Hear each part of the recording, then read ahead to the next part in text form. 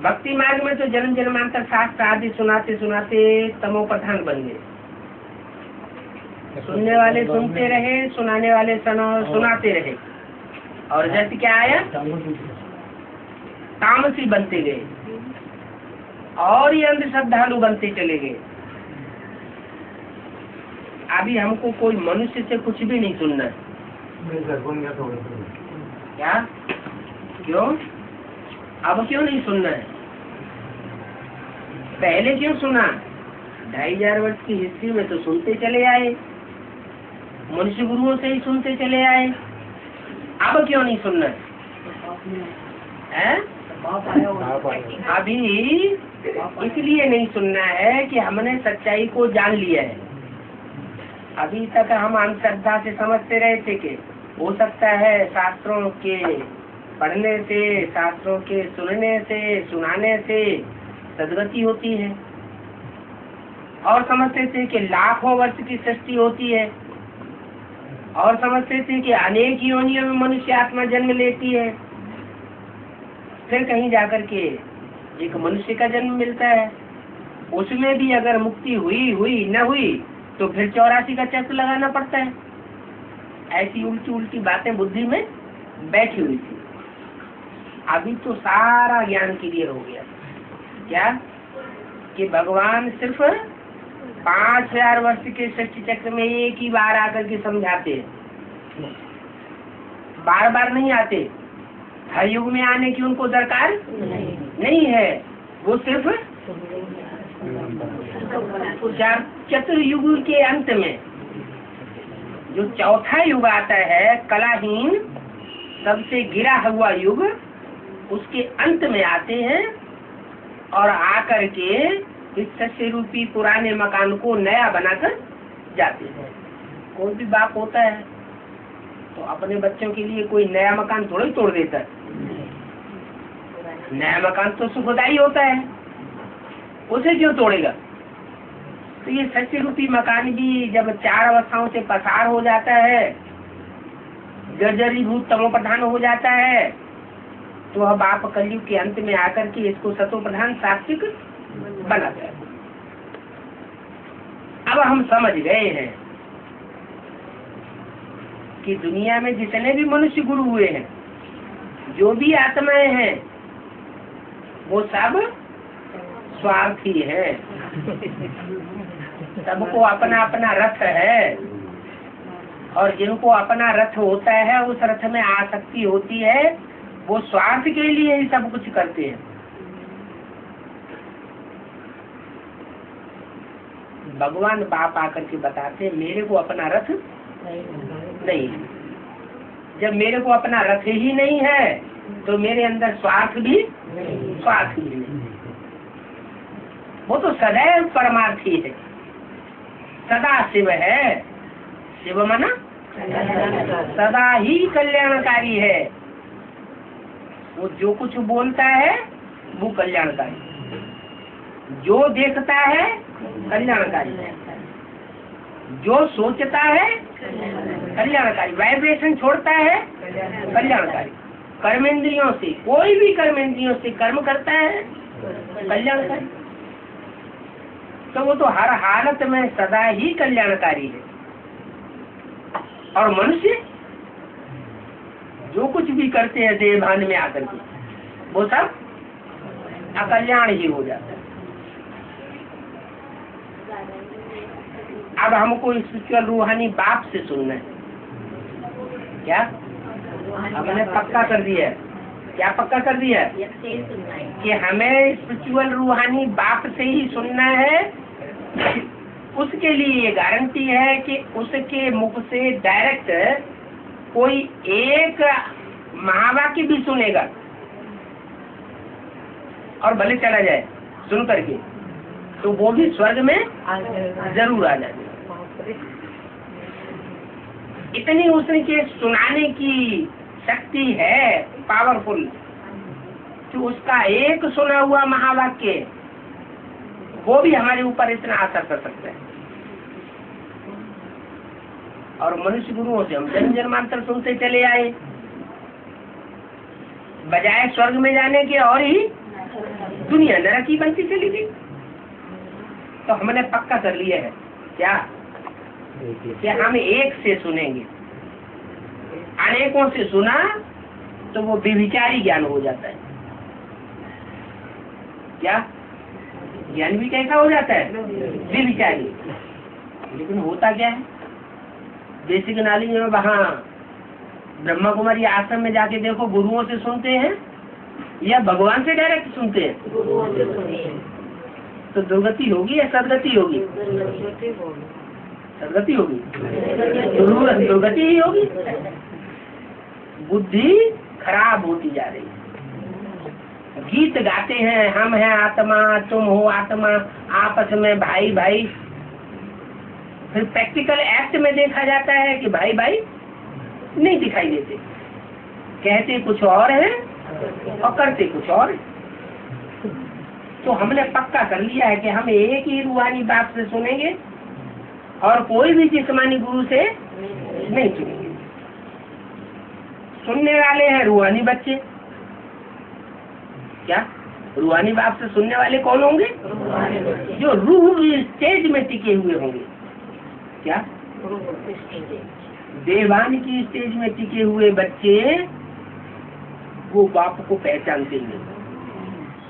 देवान की स्टेज में टिके हुए होंगे तो बाप की वाणी एक कान से सुनेंगे और दूसरे कान से निकाल देंगे। बाप कहते मैं तो अपने रूहानी बच्चों से बात करता हूँ। मैं किससे बात करता हूँ? मैं आत्माओं का बाप हूँ।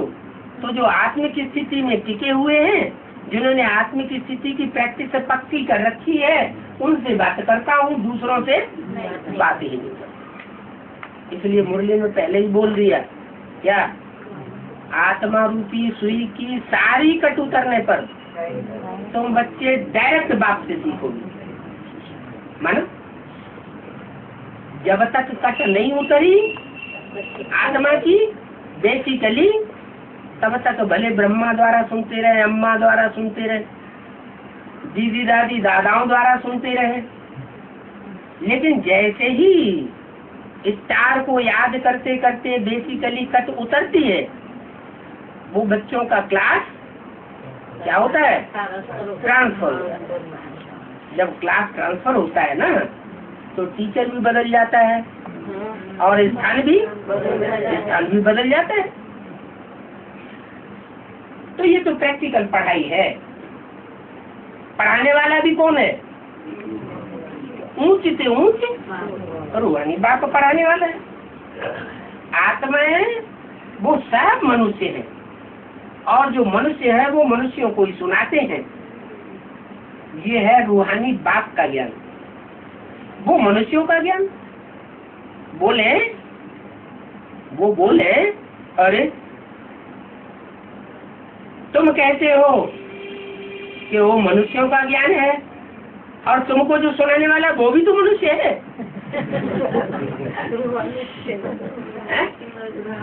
वो अगर कहें कि वो भी तो मनुष्य है, बोलो रूहानी बाप इस द्वारा सुनाते, ये नहीं सुनाने वाला है। क्या राम और कृष्ण की आत्माएं सुनाने वाली नहीं है? उनके अंदर वो रूहानी बाप प्रवेश करता है और प्रवेश करके सुनाता है। उनमें भी जो कृष्ण की चोला अंतिम चोला लेती है, उसमें वो माँ के रूप में सुनाता है, वर्षा देने वाले बाप के रूप में नहीं सुनाता। माँ के द्वारा वर्षा नहीं मिलता, वर्षा बाप से मिलता है। तो भले वो रामकृष्ण में प्रवेश करता है, लेकिन रामकृष्ण की आत्माएं हमें न सुनाती है और न हमको टीचर बन करके एक एक वाक्य का हिज्जा हिज्जा करके समझाती है। वो सुप्रीम सोल बाप ही बाप भी है, हमारा टीचर भी है, और हमारा सदगति करने वाला सदगुरु है। वो हमारी मन बुद्धि की सदगति वो ही कर सकता है, और कोई भी मनुष्य मात्र हमारी मन बुद्धि की सदगति नहीं कर सकता।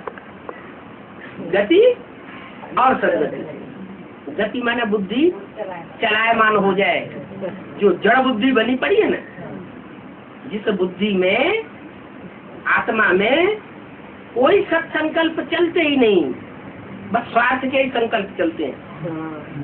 सुबह से लेके शाम तक देह और देह के संकल्प चलते हैं और 63 जन्म से चलते आए हैं। अब वो बाप आकर के असलियत बताया है, बच्चे तुम देह नहीं हो, तुम तो आत्मा हो, तुम्हारा आत्माओं का अपना परिवार है, तुम तो रूहानी बाप के बच्चे हो, तुम अपने रूहानी परिवार को भूले हुए हो। जो रूहानी परिवार 5000 वर्ष पहले तुमको मिला था, अभी फिर रूहानी बाप आया हुआ है, वही रूहानी परिवार तुम्हारा तैयार हो रहा है। तो आपस में कितना प्यार होना चाहिए, कितनी रूहानियत की आपस में कशिश होनी चाहिए। लेकिन बाप कहते 63 जन्म के मेरे बच्चे आदि हैं सुनने और सुनाने के, मनुष्य गुरुओं से सुनते हैं, मनुष्यों को सुनाते हैं, तो आदत यहाँ भी बहुत पक्की हो जाती है। कितने साल हो गए सुनते सुनते? अभी जब से बाप आया है तब से कितने साल हो गए? 68 साल हो गए। और 68 साल में भी अभी हम किससे किससे सुनते रहते हैं? और कितने बच्चे हैं जो गुरुओं से ही सुनते रहते हैं। यहाँ तक कि इतना कह देते हैं कि भगवान भी आ जाए, ब्रह्मा भी आ जाए तो हम नहीं मानेंगे। जब हमारी दादी मानेंगी तो हम मानेंगे, जब जगदीश भाई मानेंगे तब मान जाएंगे। तो बाप कहते हैं जो जिस धर्म का होगा वो उसी की बात मानेगा। इसका तुम गम मत करो कि अरे बाबा ने तो कहा है एक बाप से सुनना है, अनेकों से सुनेंगे तो विचारी ज्ञान हो जाएगा। और ये ऐसे कहते हैं, वो तो कहेंगे। क्यों कहेंगे? क्योंकि वो कल्प कल्पांतर यही धंधा करते आए हैं। भले भगवान बात सुनाने के लिए आ जाता है तो भी वो देहधारियों के चक्कर में फंस जाते हैं। वो यहाँ शूटिंग करते हैं, दूसरे धर्म में कन्वर्ट हो जाते हैं, तो वहाँ भी दूसरे धर्म में कन्वर्ट हो जाएंगे 2500 साल के ड्रामा में।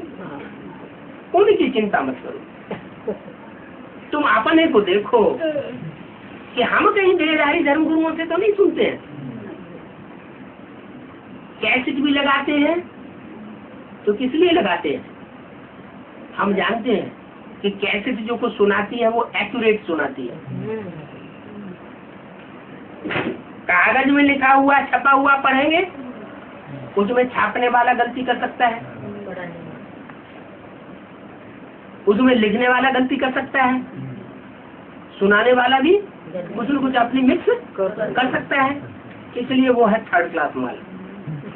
हम वो 3rd क्लास माल लेने वाले 3rd क्लास बच्चे नहीं है।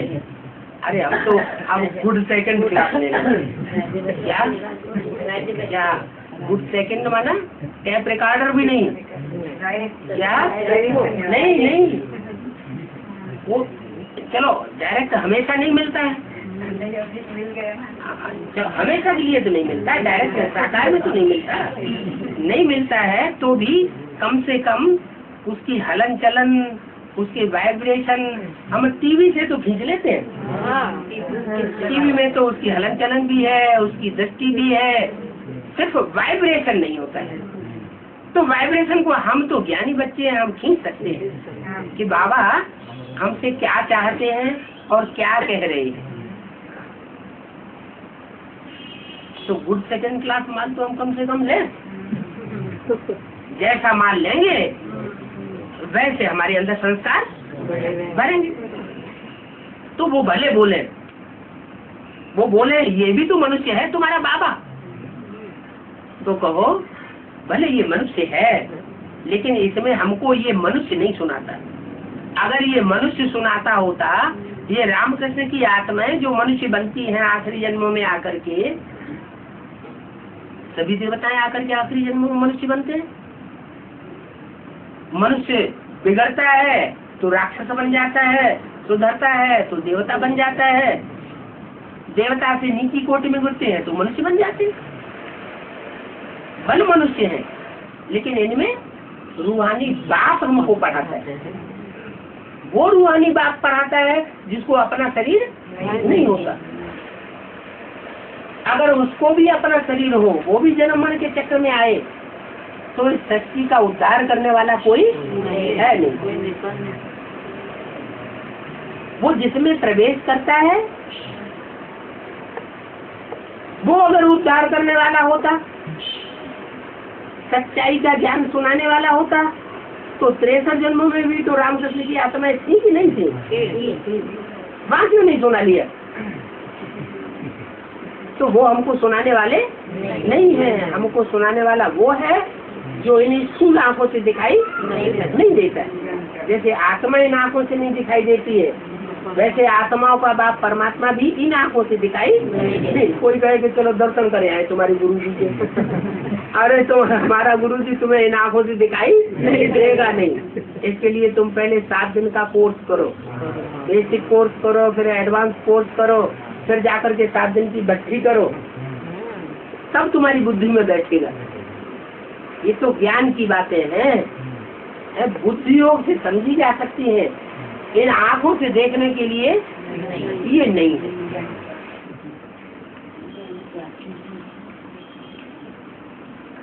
हम रूह है, सुनने वाली है।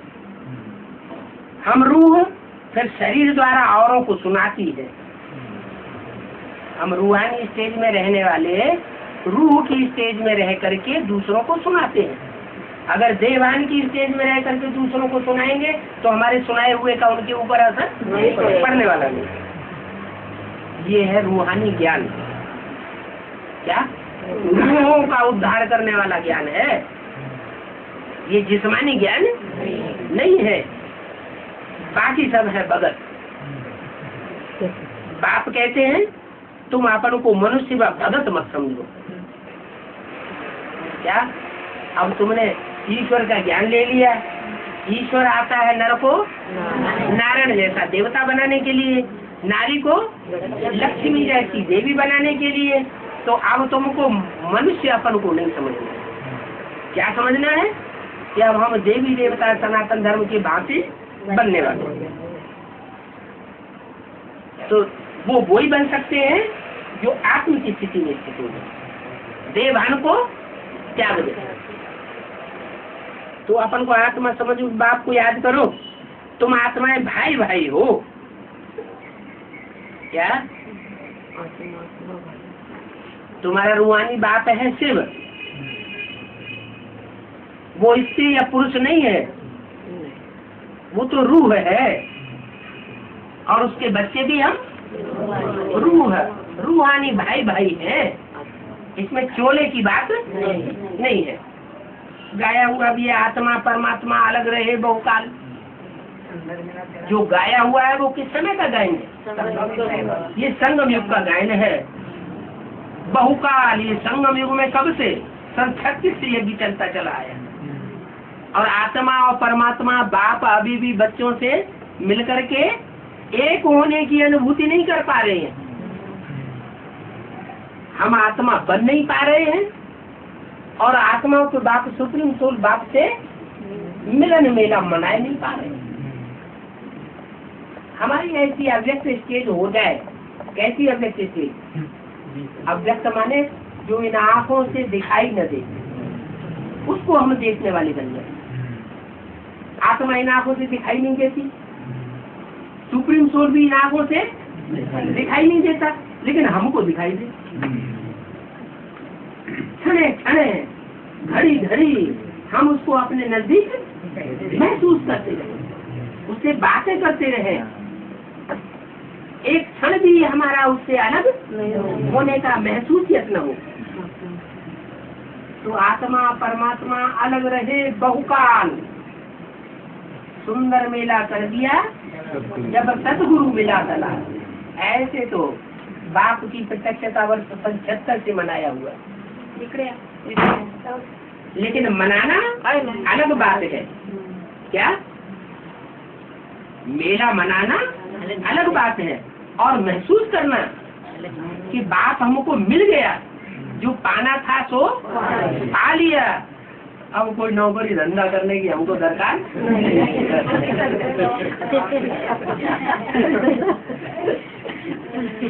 तो वो स्टेज अभी आई नहीं है। हम निश्चिंत हो जाएं, अरे हमारा विश्व का बाप, विश्व का मालिक हमको मिल चुका है। अरबपति का बच्चा हो और वो पैसे के लिए मोहताज हो, तो कोई कहेगा इसका अरबपति बाप से कनेक्शन है? नहीं है। ऐसे ही हमको विश्व का मालिक मिला हुआ है, हेवनली गॉड फादर मिला हुआ है, हेवन का रचयिता है, हेवन का रचयिता। और हम घड़ी घड़ी दुखी हो, दुख के सागर में हम घड़ी घड़ी गोते लगाते रहे, हमारे वाइब्रेशन दूसरों को ऐसे लगे कि जैसे ये बहुत दुखी है भगवान का बच्चा। अरे भगवान का बच्चा ही जब दुखी होगा तो दुनिया में औरों का क्या हाल होगा? तो पाना था सो पा लिया, ये मुंह का गल्ला करने की बात नहीं है, ये अंदर से महसूस करने की बात है कि हमने जो पाना था सो पा लिया। अब हमें 2500 वर्ष तक कुछ भी पाने की दरकार नहीं है। अब हमें पूरा का पूरा वर्षा बाप से मिला। तू वाली बाप है।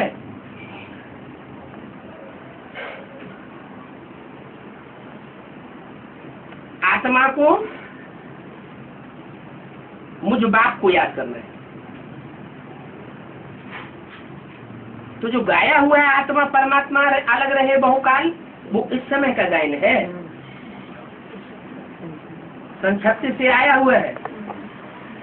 लेकिन सदाकाल निश्चय बुद्धि हम रह पाते हैं कि निश्चय ऊपर नीचे होता रहता है, माया डामाडोल करती रहती है, देवान में ले आती है, आत्म की स्थिति भुला देती है, भुलाती है तो काम क्रोध लोभ मोह अहंकार में डूब जाते हैं। तो जब डूब जाते हैं तो क्या कहें, रावण के बच्चे बन गए या राम के बच्चे? रावण के बच्चे बन गए। अभी तक भी ये हाल है, इसलिए गाया हुआ है आत्मा परमात्मा अलग रहे बहुकाल। और सुंदर मेला कर दिया जब सदगुरु। ये नहीं कहा टीचर मिला दलाल, ये नहीं कहा बाप मिला दलाल, बाप टीचर और सदगुरु। लास्ट रूप कौन सा है? सदगुरु का लास्ट रूप। अभी भी प्यार में पल रहे हैं ना। पहले माँ के प्यार में पले, दादा लेखराज के रूप में जो माँ का पार्ट बजाया गया उसमें पले। अभी भी बाप के प्यार का हाथ बच्चों के ऊपर चल रहा है, तो प्यार में ही पल रहे हैं, इसलिए अलबेले हैं। सदगुरु जो है वो किसी के नाज नखरे देखने वाला नहीं है। इसलिए अभी तक ये कहा जा रहा है भक्ति मार्ग में कि आत्मा परमात्मा अलग रहे बहुकाल, सुंदर मेला कर दिया। अभी वो मेला सदा काल का महसूस नहीं हो रहा है। कौन सा मेला? कि गोप गोपियों से वो अतीन्द्रिय सुख पूछो, क्या वो सुख गोप गोपियों से पूछो। इतने हम गुप्त पुरुषार्थी बन जाएं कि हमारा वो गुप्त पुरुषार्थ हमारी जो रूहानी फैमिली के लोग हैं वो ही उसको समझ सके।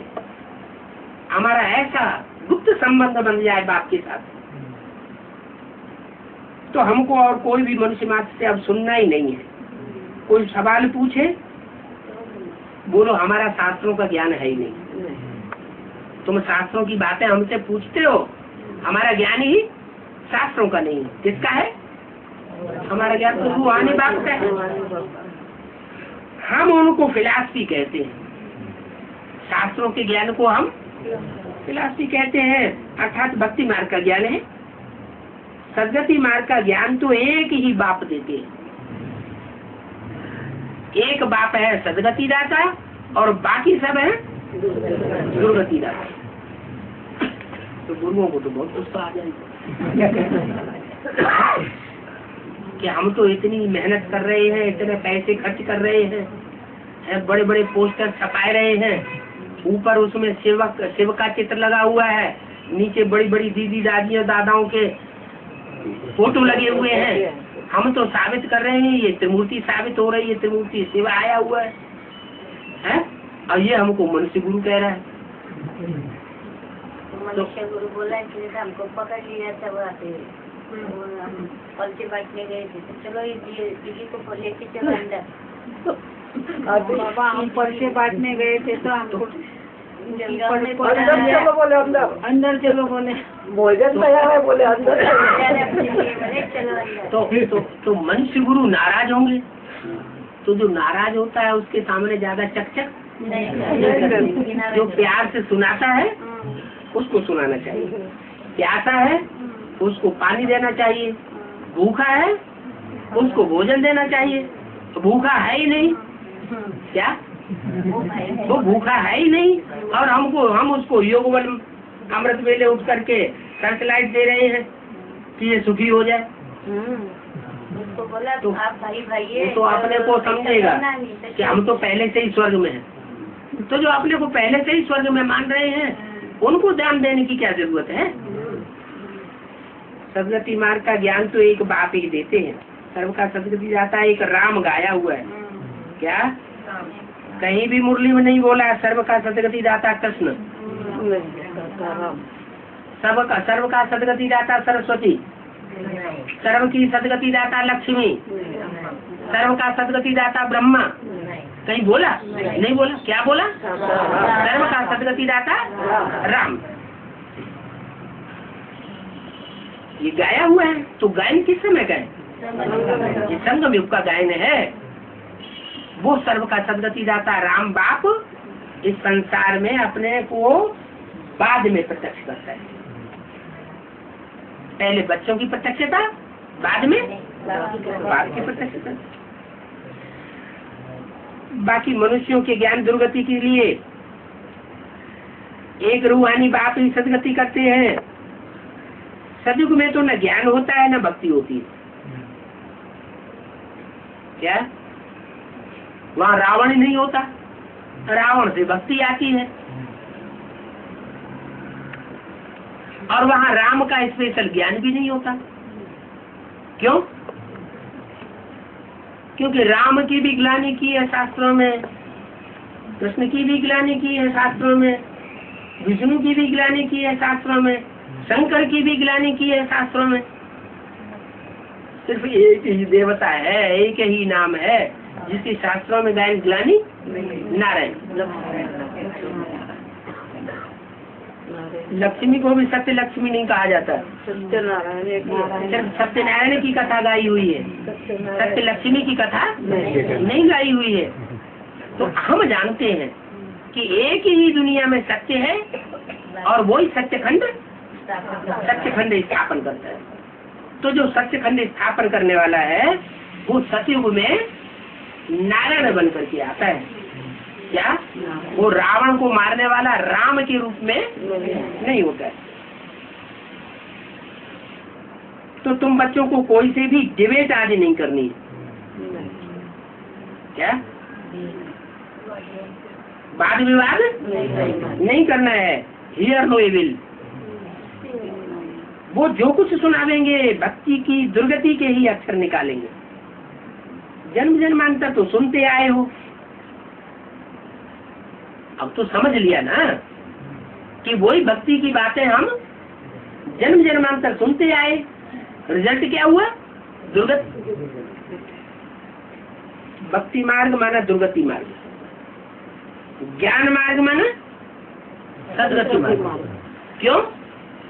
ज्ञान आता है एक सच्चे के द्वारा और भक्ति आती है 10 सिर वाले रावण के द्वारा, अनेक गुरुओं के द्वारा। तो अनेक गुरु जो अनेक प्रकार का ज्ञान देते हैं, मत मतांतर फैलाते हैं, उस मत मतांतर से लड़ाई झगड़ा बढ़ेगा या घटेगा? लड़ाई झगड़ा बढ़ेगा। एक बाप आते हैं, वो सब मत मतांतर का खलासा कराए देते हैं, सब धर्मों का विनाश। दुनिया में जितनी भी अनेक प्रकार की मनुष्य गुरुओं के द्वारा फैलाई हुई धारणाएं हैं, उन धारणाओं का खलास कर देते हैं और एक सद धारणा रह जाती है। क्या?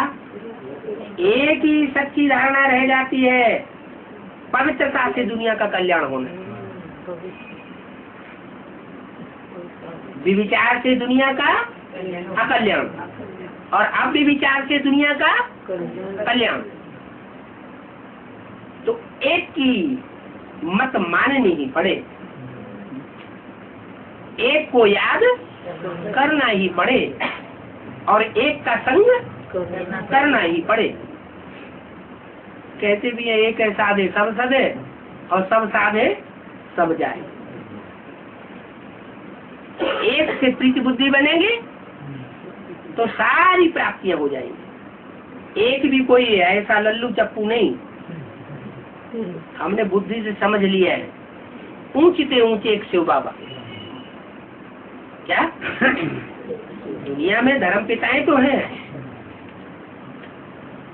अनेक धर्म स्थापन किए हैं, बड़े बड़े धर्म को स्थापन करने वाले भी हैं। क्रिश्चियंस की आबादी 150 करोड़ से भी ऊपर जा रही है। 150 करोड़। दुनिया की आबादी 500 करोड़, उसमें से 150 करोड़ क्रिश्चियन और लगभग इतने ही होंगे मुसलमान। तो 300 करोड़ तो क्रिश्चियन और मुसलमानों की आबादी हो गई। हो सकता है इससे भी जास्ती निकल गई हो। बाकी में सब धर्म, बाकी में कितने रह गए? 8 धर्म और रह गए। तो बाप कहते हैं भले वो इतने बड़े बड़े हुजूम धर्म की स्थापना कर लेते हैं, लेकिन वो सब झूठे हैं। क्यों? जिन जिन धर्म खंडों में उन्होंने अपना धर्म स्थापन किया, वो धर्म 2500 साल पहले नहीं थे। जैसे यूरोप धर्म खंड है, वहाँ क्रिश्चियंस की जाति है, बहुतायत है, लेकिन 500 साल पहले क्या वो अमेरिका थी? मनुष्य के मस्तिष्क पटल पर भी नहीं। ऑस्ट्रेलिया में क्रिश्चियंस ज्यादा है। क्या ऑस्ट्रेलिया 300 साल पहले मनुष्य को उसकी जानकारी थी? मनुष्य नाम मात्र को वहाँ था ही नहीं। तो ये सब विनाशी धर्म खंड है, विनाशी धर्म है और उनके धर्म खंड भी विनाशी है। और उन धर्म खंडों में पनपने वाली जो मनुष्य आत्माएं हैं वो सब विनाशी है। आत्मा भी विनाशी होती है। आत्मा विनाशी होने का मतलब वो पूरे 84 जन्म लेने वाली आत्माएं नहीं है। एक सत्यरूपी रंगमंच पर ऑलराउंड पार्ट बजाने वाली वो आत्माएं नहीं है। और हम ऑलराउंड पार्टधारी हैं। किस लिए हैं ऑलराउंड पार्टधारी? क्योंकि हम ऊंचे से ऊंचे बाप की संतान बनते हैं। ऊंचे से ऊंचे धर्म बाप आकर के स्थापन करते हैं। कौन सा धर्म है? आदि सनातन देवी देवता धर्म तो है, लेकिन कौन से वंश की स्थापना करते हैं? सूर्य वंश की स्थापना। वो डायरेक्ट जब आते हैं तो पहले सूर्य का आधार लेते हैं। उस गीता में भी लिखा हुआ है, मैंने जो ज्ञान सुनाया सबसे पहले किसको सुनाया? सूर्य को सुनाया। तो हम सूर्यवंशी हैं असल। क्या? सूर्यवंशी जो सिर्फ है भारत के कल्याणकारी नहीं होते हैं। सूर्य सबको एक जैसी रोशनी देता है, सारी दुनिया को देता है, या सिर्फ भारत को देता है? हम सारी दुनिया के कल्याणकारी हैं। हम विश्व कल्याणकारी बाप के बच्चे हैं। हमारा बाप विश्वनाथ कहलाता है। क्या? विश्वनाथ शंकर कहलाते, राधा कृष्ण उन्हीं से आते। किससे आते? जो दुनिया का सबसे जास्ती पावरफुल है, योग बल वाला है, उस योग बल वाले से ही शक्ति की पहली पैदाइश होती है। राधा कृष्ण का जन्म उनसे होता है। फिर नंबर 1 तो बताया वो सब है शास्त्रों का ज्ञान। बाप कहते हैं ज्ञान की अथॉरिटी, ज्ञान सागर मैं हूँ। क्या? वो शास्त्रों की अथॉरिटी है। कौन? धर्म गुरु। वो कहेंगे मुरली में ऐसा बताया, मुरली में ऐसा कह रहा है, मुरली में ऐसा बताया। अरे मुरली में जो कुछ बताया है उसके गुह्यार्थ को समझते हो? गुह्यार्थ को तो समझते नहीं। या तो कहते हमसे ज्यादा जनेबाजी मत करो, क्लास के बाद पूछना, और क्लास के बाद गायब हो जाते।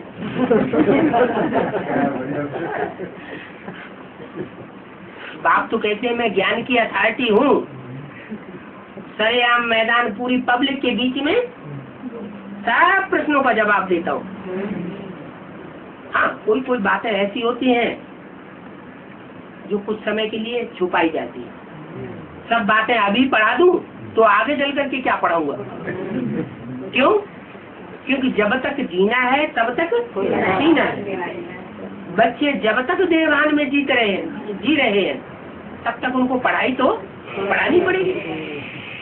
तो पढ़ाई के भी ग्रेड्स हैं। ऐसे नहीं प्राइमरी स्कूल में बच्चे पढ़ रहे हैं और उनको BA MA की पढ़ाई उसी समय पढ़ाई दी जाए, या BA में पढ़ रहे हैं, MA में पढ़ रहे हैं और उनको रिसर्च स्कॉलरशिप का ज्ञान पहले से ही मिल जाएगा पूरा पूरा। नहीं, हर चीज की प्रैक्टिस करनी पड़ती है। तो हर बात का भले जवाब दिया नहीं जाता है, लेकिन ऐसा नहीं है कि जवाब नहीं है। बाप का जो ज्ञान है वो शास्त्रों का रटा रटाया ज्ञान नहीं है। क्या? ये तो ज्ञान सागर है। ज्ञान सागर तो ज्ञान की लहरों की उछालें मारते रहते हैं। कभी कोई रतन नए नए बाहर आ जाते हैं। जो होशियार बच्चे हैं उन रत्नों को धारण कर लेते हैं। तो मैं ज्ञान की अथॉरिटी हूँ, ज्ञान का सागर मैं हूँ। बाकी जो आत्माएं हैं ज्ञान की नदियां हो सकती हैं, ज्ञान के बड़े बड़े सरोवर हो सकते हैं। क्या? जैसे ज्ञानमान सरोवर कहते हैं ना कि पहाड़ों पर बहुत ऊंचाई पर एक मान सरोवर है, उसमें हंस निवास करते हैं। तो मान सरोवर कौन हुआ है? वो मान सरोवर कौन हुआ? प्रजापिता। वो प्रजापिता मान सरोवर जो पार्ट बजाने वाला है, हीरो पार्टधारी, उसके नजदीक आसपास कौन बैठेंगे? हंस वृत्ति की आत्मा बैठेंगे। कोई गाली दे रहा है, वो एक कान से सुनेंगे, दूसरे कान से निकाल लेंगे। अरे उनको रतन ही धारण करने हैं, उनको हीरे मोती धारण करने हैं, ये पत्थर कंकड़ क्यों धारण करेंगे? एक कान से सुनना और दूसरे कान से निकालना, हियर हुई। ये ज्ञान उनके अंदर पक्का पक्का बैठा हुआ होगा। तो ज्ञान का सागर मैं हूँ। मैं तुमको ये शास्त्र आदि नहीं सुनाता हूँ। शास्त्रों की बातें मैं तुम्हें नहीं सुनाता हूँ। हाँ, कभी कभी रेफर कर देते हैं। देखो शास्त्रों में भी ऐसे लिखा हुआ है। कोई कोई की ज्यादा विश्वास शास्त्रों पे बैठा हुआ है तो उनको बता देते हैं कि शास्त्रों में भी तो ये बातें हैं। शास्त्रों में जो कुछ लिखा हुआ है वो कहाँ की यादगार लिखी हुई है? किसी संगम युग की यादगार लिखी हुई है। तो बाप तो आकर के शास्त्रों का सार सुनाते हैं। शास्त्रों में तो ढेर सारा भूसा भरा पड़ा है, लेकिन बाप जो बातें रेफर करते हैं वो सार की बातें रेफर करते हैं। तो जो सार की बातें रेफर करते हैं उन पर हमारा मनन चिंतन मंथन चलना चाहिए। हमारा ये रूहानी ज्ञान है, शास्त्रों का ज्ञान नहीं है। बाकी सबका है वो जिस्मानी शास्त्रीय ज्ञान, वो फिलॉसफी सत्संग आदि तो सब भक्ति मार्ग के लिए। ये रूहानी बाप रूहों को समझाते हैं। इसलिए देही अभिमानी बनने में बच्चों को मेहनत लगती है। इसलिए मेहनत लगती है कि बच्चे देवान में रह करके सुनते हैं तो धारण नहीं कर पाते। देवान माना मिट्टी का पात्र, शेरनी का दूध सोने के बर्तन में ठहरेगा। तो ये जो सारा ज्ञान है उसका क्लैरिफिकेशन तो अभी मिल रहा है टीचर के रूप में, लेकिन ओरिजिनल रूप में वो क्या था, कहाँ से आया? शेरनी के मुख से आया ना। किसके मुख से आया है? शेरनी। ब्रह्मा बाबा का रूप क्या हुआ? शेरनी का रूप हुआ। झंडे में 3 शेर दिखाए जाते हैं, नोटों में 3 शेर दिखाए जाते हैं, स्टाम्प में, कोर्ट स्टाम्प में 3 शेर दिखाए जाते हैं। वो 3 शेर कोर्ट ऑफ आर्म्स वो कहाँ की यादगार है? संगम की यादगार। वो 3 शेर टाइम टू टाइम प्रत्यक्ष होते हैं, तो जरूर उनमें कोई शेरनी भी होगी। तो ब्रह्मा के मुख से जो कुछ सुनाया वो हुआ शेरनी का दूध। वो शेरनी का दूध उन्हीं के अंदर धारण होगा जो आत्माभिमानी, क्या रूहानी स्टेज में होंगे। अगर रूहानी स्टेज में नहीं है तो देह भान में, और देह रूपी मिट्टी के भान में है तो मिट्टी का पात्र हो गया, मिट्टी के कान हो गए, उसमें वो ज्ञान ठहरेगा नहीं। तो बड़ी मेहनत है बच्चों के लिए, क्योंकि 63 जन्मों से आदत पड़ी हुई है देह भान में रहने की।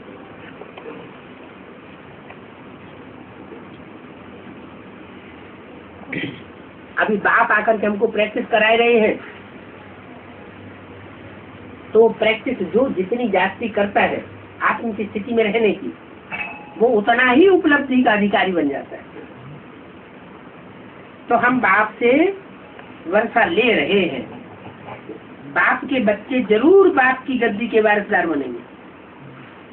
क्या कहा है? बाप की गद्दी के वारिसदार बनेंगे। अरे तो कुमारिका दादी तो वारिसदार बन गई है? बन गई कि नहीं बन गई? हाँ, यहाँ गद्दी नहीं लेनी है, यहाँ गद्दी नसीन नहीं बनना है, यहाँ तो हम सेवाधारी हैं। बाप क्या कहते हैं मुरली में? बच्चे I am your most obedient servant. तो बाप तो सेवाधारी बन करके आए हैं। कहते भी है सबते सेवक धर्म कठोरा। जो घर में नौकर चाकर होता है ना, वो उसका बहुत कठिन काम होता है। अगर सच्चा नौकर बन करके रहे तो क्या उनकी बातें भी सुने उल्टी सीधी और उनकी सेवा भी करे, क्या? तो सेवाधारी का कर्म कोई साधारण कर्म नहीं है। बाप हमारा रूहानी सेवाधारी बन करके आया हुआ है, तो हम भी बाप के बच्चे क्या हैं? सेवाधारी। हम गद्दी नशीन नहीं है, यहाँ की गद्दी नहीं लेनी है। तो बुद्धू लोगों की बुद्धि में ये बैठ जाता है तो यहीं हम गद्दी नशीन बन जाए। तो जो यहाँ गद्दी नशीन बन जाते हैं वो फिर मुसलमान बन जाते हैं। औरंगजेब ने क्या किया? बाप की गद्दी जबरदस्ती छीन ली, बाप को जेल में डाल दिया। तो यहाँ भी बाप को क्या करते हैं? जेल में डाल देते हैं। बाप को जेल में डाल देते हैं और खुद राजाई के हकदार बने रहते हैं। कहीं बाहर न निकल आए तो हमको हमारी गद्दी छीन लेगा।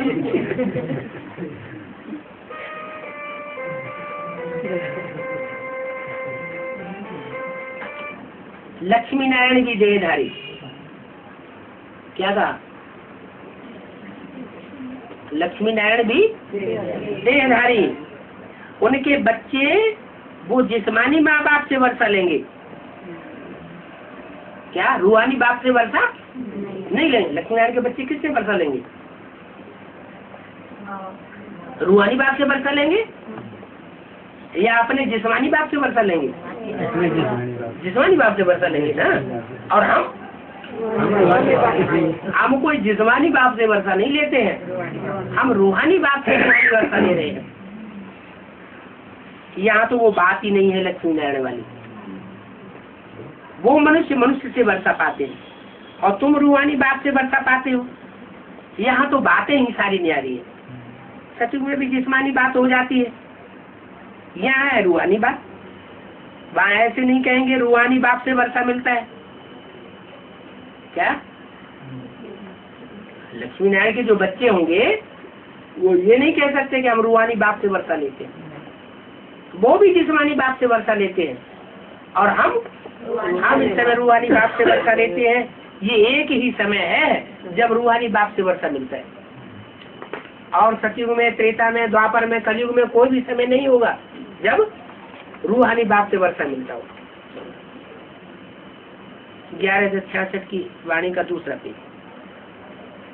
कोई समय ऐसा होता ही नहीं सिवाय संगम युग के जब आत्माओं को बाप से वर्षा मिलता हो।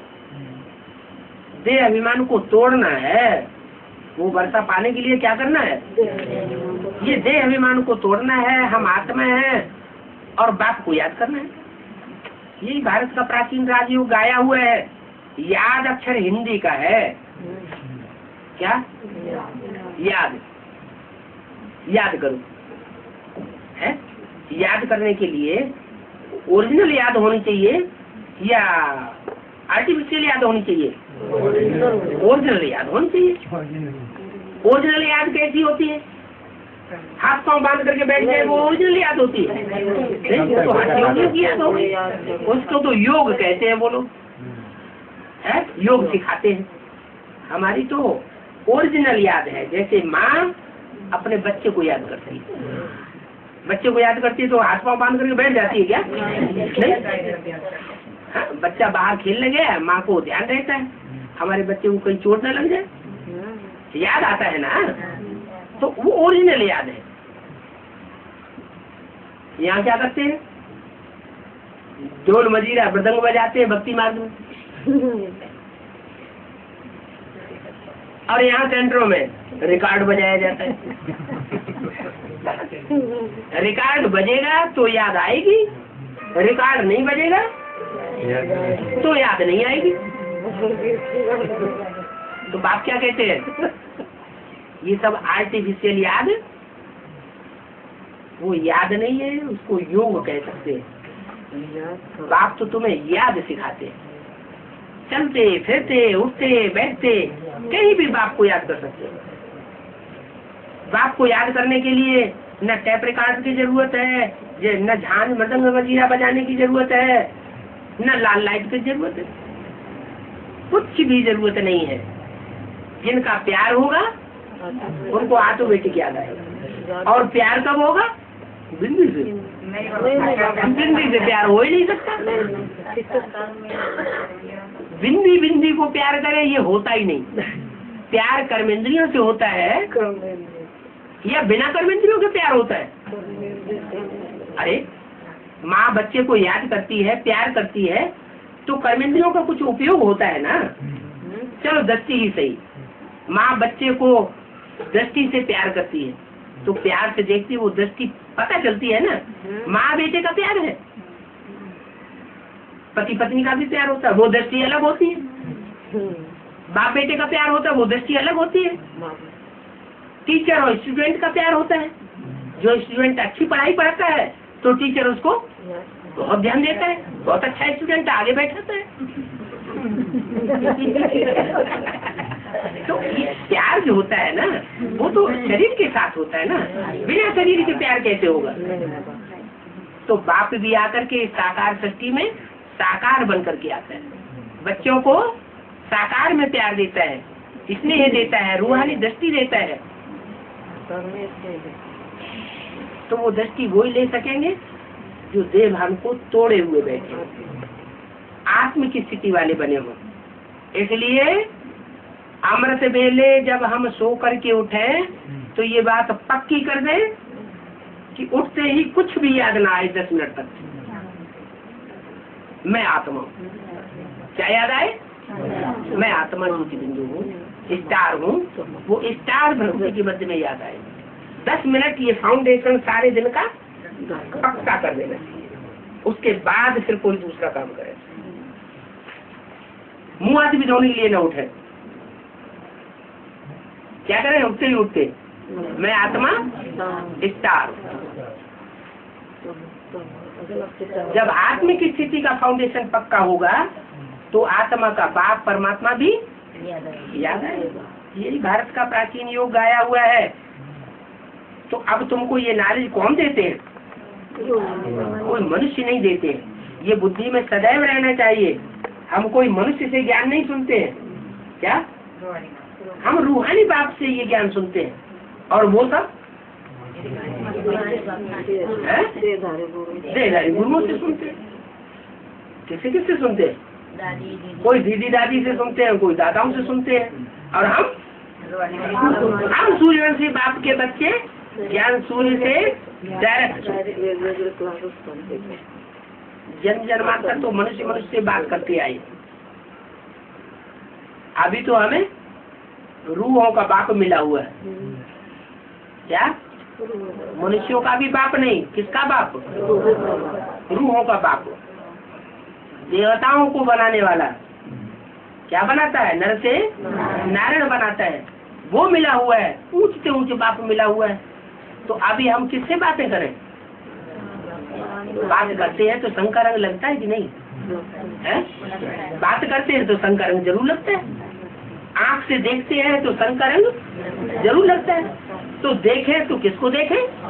बाप को देखें। बात करें तो किससे करें? बाप से बात करें। कर्मेंद्रियों से कुछ लेन देन करें तो किससे करें?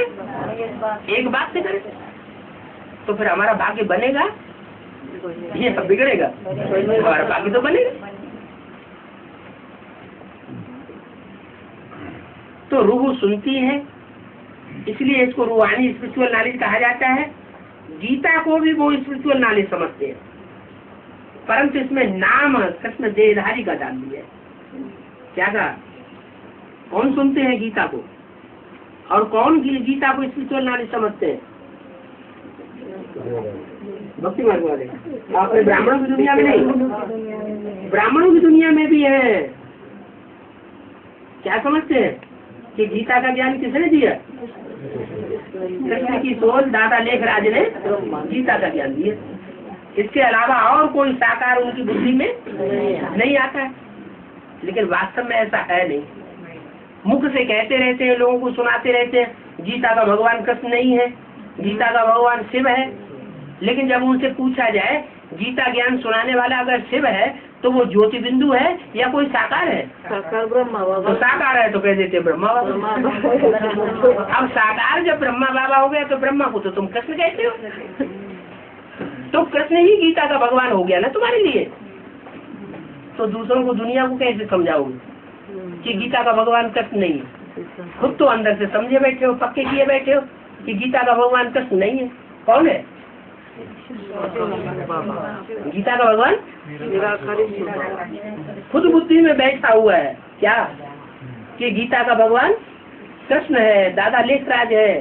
तो दूसरों को समझाने की बात पैदा नहीं होती। पहले खुद बुद्धि में समझे कि गीता का भगवान निराकार शिव कैसे है। स्टेज वाले। हाँ, ब्रह्मा का एक भी चित्र ऐसा नहीं है जो धर्म पिताओं की तरह निराकारी स्टेज वाला हो। क्राइस्ट के चित्र को देखो, महात्मा बुद्ध के चित्र को देखो, गुरु नानक के चित्र को देखो। चित्र क्या कहता है? चेहरा क्या कहता है? निराकारी स्टेज में है, आत्म के स्टेज में है या देवान के स्टेज में? निराकारी स्टेज में। तो जो निराकारी स्टेज वाला है वो निराकारी बाप हमको पढ़ाने वाला है। नहीं तो गीता का ज्ञान बिना मुख के कैसे सुनाएगा? गीता का ज्ञान सुनाने के लिए क्या चाहिए? मुख चाहिए ना। कहते हाँ ब्रह्मा का मुख लिया। अरे जिसको तुम ब्रह्मा कहते हो, जिसका मुख लिया, वो ब्रह्मा तो कृष्ण की सोल है। उसको अगर गीता का ज्ञान देने वाला कहेंगे तब तो जो दुनिया में बात है वो तुम्हारी बुद्धि में है। गीता का भगवान कृष्ण जब तक साबित हो रहा है तब तक हमारी जीत नहीं हो सकती। हमें ये साबित करना है कि गीता का भगवान निराकार शिव शंकर भोलेनाथ है। उसके अलावा और कोई भी मनुष्य मात्र हमको गीता का ज्ञान मुख से सुना ही नहीं सकता। वो गीता ज्ञान सुनाने के लिए मुख चाहिए, चाहे टीचर के रूप में सुनाए, चाहे बाप के रूप में सुनाए, चाहे सदगुरु के रूप में सुनाए, लेकिन मुख जरूर चाहिए। गीता को ज्ञानामृत कहा जाता है। क्या कहा जाता है? गीता ज्ञानामृत। तो मुरली में तो बोला है अभी गीता ज्ञानामृत नहीं कहेंगे। माने जो कुछ सुनाया गया वो वेदवाणी सुनाई गई ब्रह्मा के मुख से, जो शास्त्रों में लिखा हुआ है कि ब्रह्मा के मुख से वेद निकले। लेकिन उस वेदवाणी का अर्थ किसी को पता नहीं है। वो मनन चिंतन मंथन करके उन महावाक्यों का जब अर्थ करके समझाया जाता है, डिटेल में एक एक वाक्य के हिज्जे हिज्जे करके समझाए जाते हैं, तब समझ में आता है कि हाँ ये मंथन करके जो चीज नई नई निकाली गई है वो अमृत है। दूध गुलोया जाता है, मथा जाता है, तो उसमें से क्या निकलता है? मक्खन निकलता है। वो सार है। मक्खन माना सार, सार माने अमृत। और निसार होता है वो छाछ होती है, उसमें ताकत नहीं होती। तो हम तो मक्खन खाने वाले हैं, हम गीता ज्ञानामृत पीने वाले हैं। और वो गीता ज्ञानामृत ब्रह्मा बाबा के शरीर छोड़ने के बाद मनन चिंतन मंथन होना शुरू हुआ। सागर मंथन का बहुत ज्यादा महत्व है। शास्त्रों में सागर मंथन हुआ दिखाते हैं। देवताओं ने भी सागर मंथन किया और असुरों ने भी सागर मंथन किया। तो ऐसे नहीं समझना कि एडवांस पार्टी में सब देवताएं देवताएं क्या असुर हैं, उनके 20 बाप है। आज एक को बाप मानेंगे, कल दूसरे को बाप मान लेंगे। आज एक को निश्चय पत्र लिख करके देंगे, कल दूसरे को निश्चय पत्र लिख करके दे देंगे। हमारा तो एक बाप दूसरा नहीं। हमारा बाप खुद आकर के हमको सुनाता है। हम एक से सुनने वाले हैं और किसी से सुनने वाले नहीं है। चलो कोई सुनाता भी है तो क्या करें?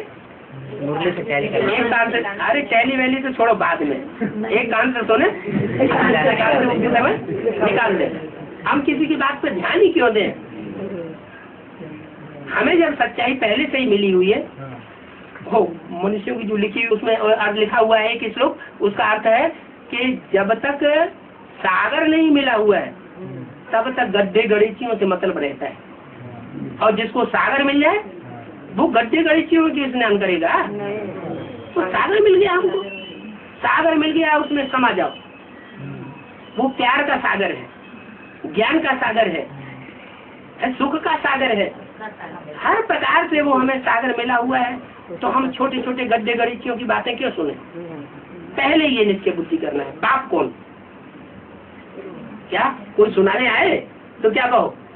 पहले ये बताओ शिव बाबा कौन है, तो उसे ठिठक जाएगा। पहले ये साबित करो शिव बाबा कौन, वो ठिठक जाएगा। जब ठिठक जाएगा तो कहो भाई हमको तो एक शिव बाबा से सुनना है और किसी से सुनना ही नहीं।